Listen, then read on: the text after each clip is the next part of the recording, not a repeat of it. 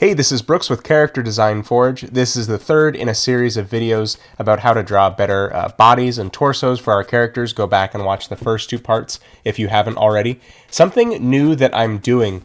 So if you've ever felt like the nature of these videos was too fleeting, and maybe you like to go back and rewatch videos, but you're kind of pausing along the way, and no matter what, my face is stuck on some really ridiculous looking frame because that's how talking and motion and videos work.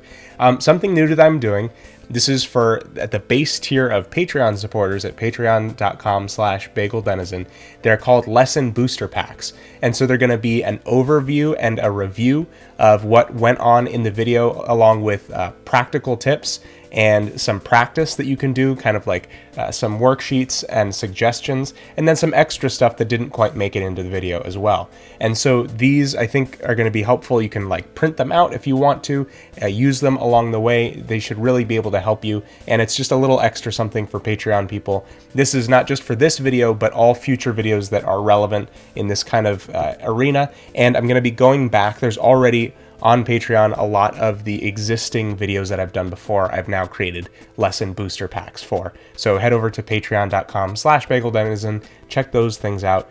So what we're going to do now in our third part of this video, obviously in the first part of our series, we talked about the big, broad, and quick shapes that we can use to define our characters' bodies. And in the second part, I showed you this tool that represents the shoulders, the hips, the spine, that you can use to start to build characters off of. And so you see the line for the shoulders, the line for the hips, and that S spine in the middle, and then sort of the junction points for where the arms and legs attach to our characters. So naturally, the third part of our series is going to be combining these things and creating better, interesting bodies that are a little bit more dimensional.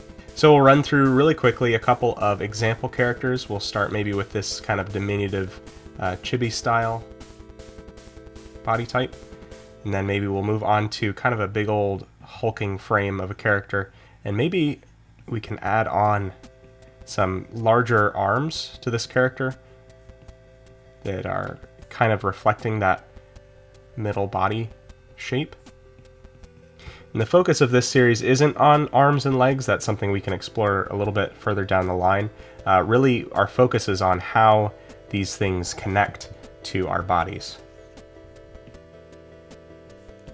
And then third, we'll do something a little more generic, along the same lines as that cylindrical body that we were avoiding at the beginning, but just adding a little bit more to it to flesh it out and keep it interesting.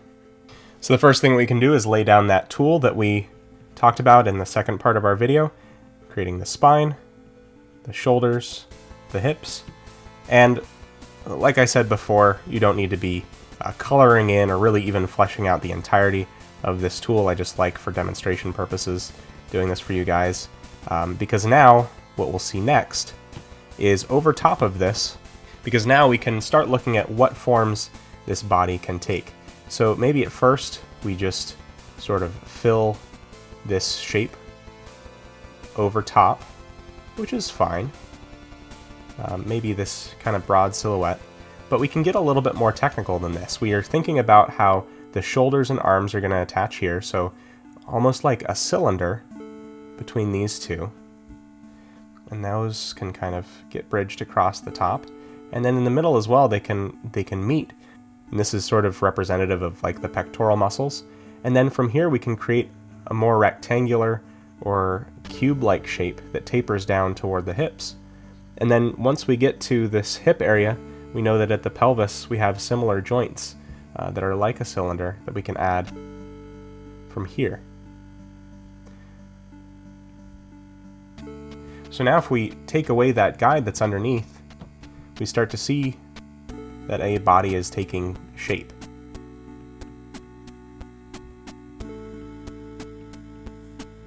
From here we can add things like that head shape and start building our limbs as well. And that's something I kind of want to talk about too, is the fact that you can use this body and torso, the orientation of it, the shape and size of it, as a starting point for how the rest of your character starts to lay out. So we can move up to our second character here, and maybe as we sort of lay out the bracket, we notice that the shoulders are much wider, and sort of the way that the spine lays out, we'll sort of puff it out at the front like this.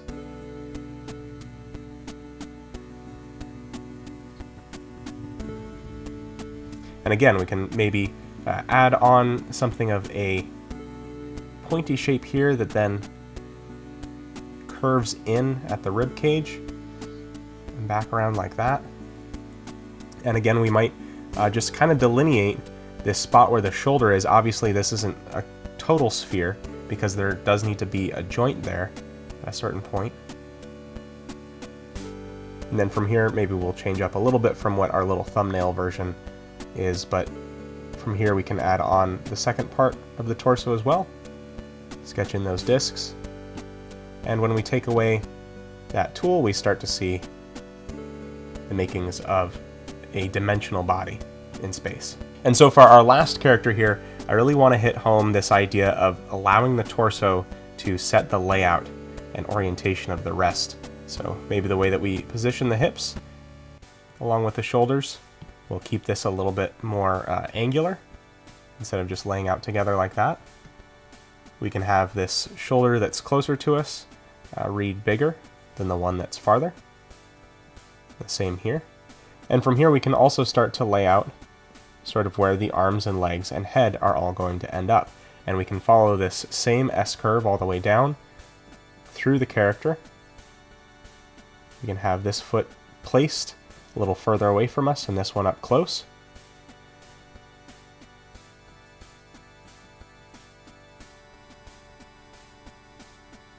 This hand can be waving right here. This arm can be down. And now from here again we can lay out the shape of the body and perhaps the rest of the character as well. And this pose isn't super difficult, but I would recommend to you practicing laying out again using that tool and then building the shapes, the construction off of this spine and tool. So I hope that this series has been helpful for you, not just to create more interesting and varied body shapes for your characters, but more viable ones with form and construction. I do urge you to continue practicing this stuff. Hey, if you aren't already, why not follow me on Instagram @BagelDenizen?